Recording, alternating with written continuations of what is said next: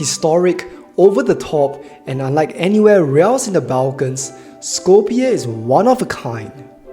Here, Ottoman mosques and Byzantine and Roman landmarks stand beside neoclassical facades and oversized statues that make you feel like you are in some kind of a theme park.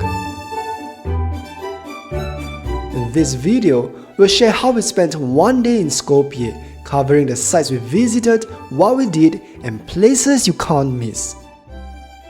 We started our day with a hike up to Skopje Fortress, perched on a hill above the old town. This place goes way back, at least to the 6th century, and over the years it's been used by every civilization: Romans, Byzantines, Ottomans, you name it. You can wander around for free, checking out the old stone walls and towers, although some parts seem a little unkempt. Nevertheless, the real highlight here has to be the view. The fortress looks out across the city and the Vardar River, offering you some of the best panoramas in Skopje. Since we were already in the old town, our next stop was the Old Town Bazaar. This is one of the oldest and largest marketplaces in the Balkans, serving as Skopje's hub for trade and commerce since the 12th century.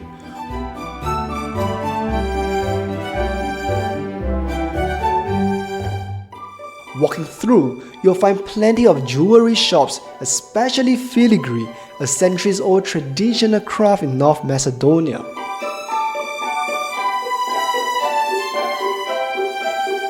There's also plenty of stores selling souvenirs, traditional clothes, and antiques. And if you need a break, there's no lack of nice cafés scattered around. Skopje has a strong coffee culture, and we paused for a quick coffee while soaking in the lively bazaar atmosphere.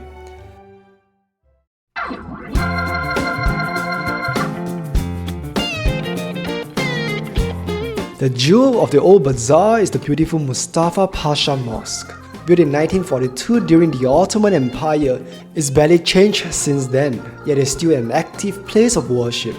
Stepping inside, the space is simple but elegant, with arches, intricate stonework, and a peaceful atmosphere. Visitors are welcome, but you'll need to leave your shoes at the entrance.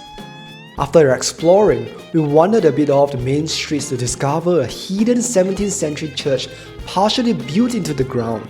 Back then, authorities didn't allow Christian churches to stand out, so it had to be low-key, almost tucked away and unseen. You can freely walk around the modest courtyard, which includes the tomb of Macedonian national hero Goce Delchev. However, if you want to step inside the small chapel, there's a 120 Macedonian dinar fee.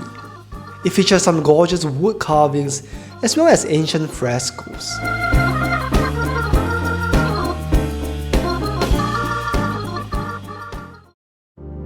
Next, we headed to New Skopje, the modern part of the city shaped by the Skopje 2014 project.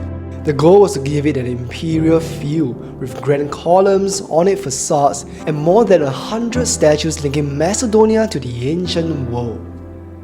The result is dramatic, almost theatrical, and is what gave Skopje the nickname Disneyland of the Balkans.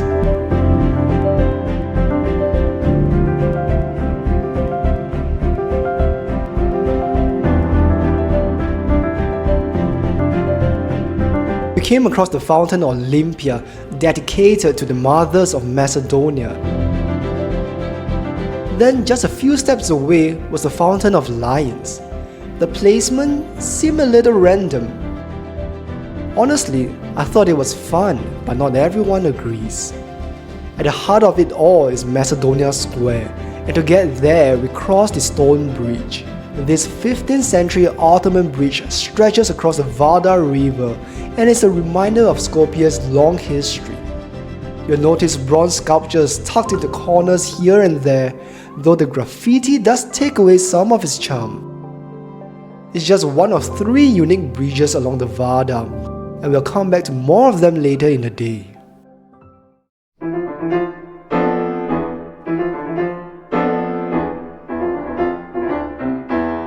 Right in the middle of Macedonia Square is the iconic warrior on a horse statue, 22 meters tall.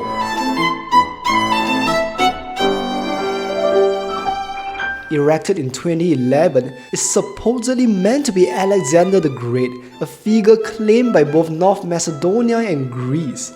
Critics have slammed the statue's 8 million euros cost, which some say could have been better spent in a country with widespread poverty. The square is surrounded by grand classical style buildings, and I think it's still a beautiful spot to hang out despite the controversy. While here, don't miss the Macedonia Gate. Modeled after Paris's Arc de Triomphe, this marble arch features reliefs showing Macedonian history.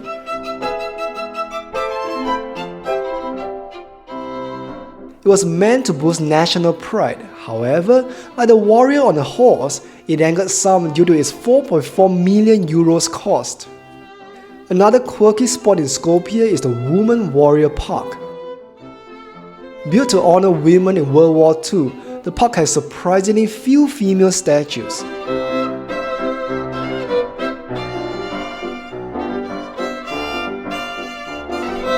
One controversial one is that of Prometheus. It was originally nude, but shots were added after it caused an outrage.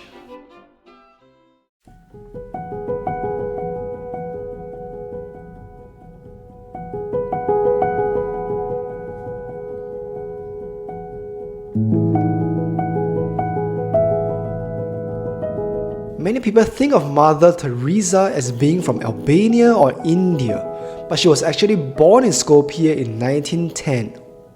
To honor her, the city constructed a memorial house on the site of the church where she was baptized. It houses her personal items like photos, letters, furniture, and even a life-size wax statue of her.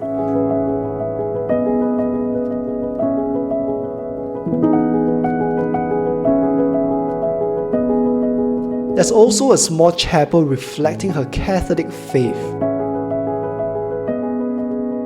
To wrap up our day, we headed back to the Vardar River, where a couple of pirate ship restaurants line the water.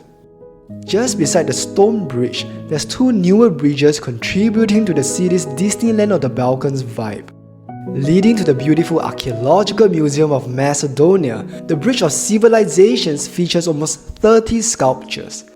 Each represents a historical figure, from kings and warriors to priests from Macedonian history. On the other side is the Art Bridge, featuring Macedonian artists, writers, and musicians. Are these bridges artistic or over the top? I guess it depends on your perspective. During our trip, it's easy to see why something is a bit much. A couple of the flashy areas felt abandoned or didn't seem to serve a purpose. But did I enjoy my time exploring all the different sculptures and admiring the classical architecture? Yeah, I did. So even if some parts feel excessive, I found it fun and interesting to take it all in. After all the drama and theatrics of Skopje, we headed to Ohrid, a peaceful lakeside town with charming streets, stunning views, and unique pearls you won't find anywhere else. It's a completely different side of North Macedonia, and we loved it. Click here to watch our video.